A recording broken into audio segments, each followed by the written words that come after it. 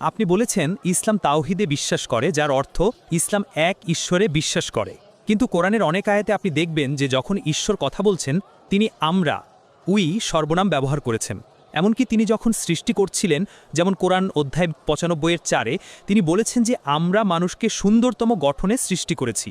তিনি সেখানে আমরা সর্বনাম ব্যবহার করেছেন, যার মানে হলো সেখানে কেবল একজন ঐশ্বরিক সত্তা কথা বলছিলেন না, এর মানে সেখানে অন্য সত্তারাও ছিল।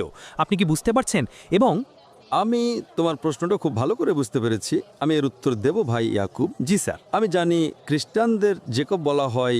এই প্রথম আমি একজন খ্রিস্টানকে পেলাম যার নাম ইয়াকুব, অর্থাৎ অর্ধেক মুসলিম হয়েই আছে। ইনশাল্লাহ আমরা আল্লাহর কাছে প্রার্থনা করি যেন তোমাকে হেদায়েত দান করেন।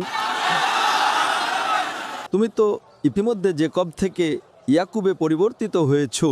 এখন একজন মিথ্যা খ্রিস্টান থেকে সত্য খ্রিস্টানে পরিণত হও ইনশাআল্লাহ। ভাই ইয়াকুব একটা প্রশ্ন করেছেন যে কোরআন বলে তিনি যে আরবি শব্দটি বলতে চেয়েছিলেন তা হলো নাহনু, যার অর্থ আমরা। তো কোরআন যখন আমরা উল্লেখ করে তার মানে কি একের বেশি ঈশ্বর নয়? এমনকি কোরআনও কি বহু ঈশ্বরে বিশ্বাস করে? এটাই তোমার প্রশ্ন।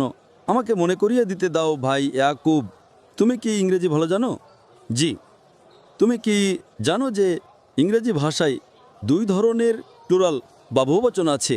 একটি হলো সংখ্যার প্লুরাল বা বহুবচন, যদি একের বেশি হয় আমরা বলি আমরা। আরেকটি হলো সম্মানের বহুবচন। যখন ইংল্যান্ডের রানী কথা বলেন তিনি বলেন আমরা। যখন রাজপরিবার, তুমি কি ইংল্যান্ডের রানীর কথা শুনেছ? বা ইংল্যান্ডের রাজা, প্রিন্স, রাজা চার্লস, তিনি আমি বলবেন না, তিনি বলবেন আমরা।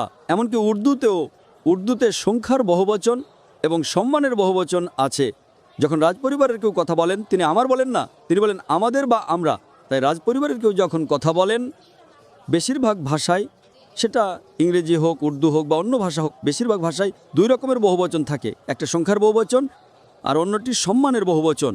তাই যদি তুমি ইংল্যান্ডের রানী বা রাজার কথা শুনে না থাকো, তারা বলেন আমরা। ইংল্যান্ডের রাজা কয়জন আছেন? একজন, কিন্তু তিনি বলেন আমরা। এটাই ভাষা। যদি ভাষা না জানো আমি কি করতে পারি? আরবিতেও একই বিষয়। আরবিতে যখন আল্লাহ বলেন নাহনু, যখন আল্লাহ বলছেন আমরা, কোনো আরব বলবে না যে 2 বা 3 জন ঈশ্বর আছেন, কারণ আরবরা আরবি জানে, তুমি ইংরেজি জানো। তাই তোমার বোঝা উচিত যে এটাও রয়্যাল প্লুরাল বা সম্মানসূচক বহুবচন।